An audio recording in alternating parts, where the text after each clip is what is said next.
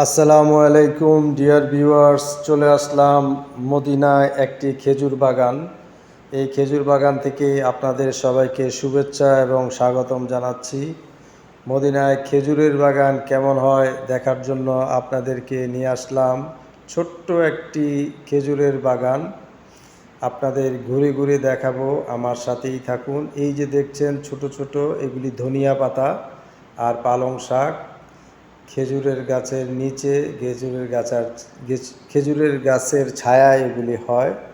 তো এখানে চাষ করে কৃষকরা, এরাও বাংলাদেশের কৃষক। এখানে এরা চাষ করে এই বিভিন্ন ধরনের সবজি হয়। খেজুরের বাগানের পাশাপাশি তারা সবজিগুলি চাষ করে মালিকের জন্য, মালিক এগুলি বিক্রি করে। এখান থেকে এই বিক্রিত টাকা দিয়েই তাদেরকে বেতনাদি দেওয়া হয়।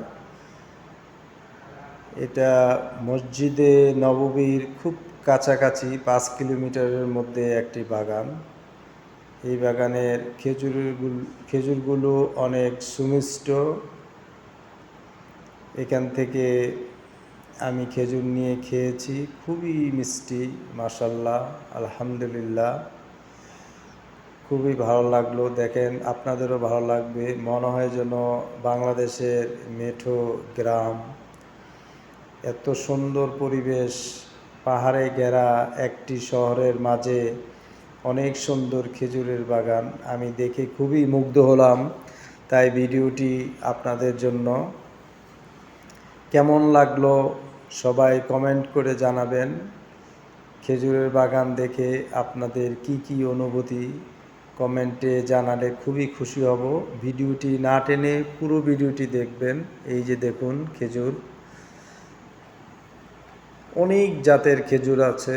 আপনি খেজুরের বাগানে আসলে দেখতে পাবেন কত ধরনের খেজুর। আপনারা হয়তো মনে করছেন এগুলিতে একই রকমের খেজুর, না, এক একটা খেজুর গাছ এক এক ধরনের খেজুর দেয়, এক এক জাতের এবং এক এক টেস্টের। মাশাআল্লাহ, আলহামদুলিল্লাহ, খুবই ভালো লেগেছে এই খেজুরের বাগানে এসে। সবাই ভালো থাকবেন, সুস্থ থাকবেন। আল্লাহ হাফেজ।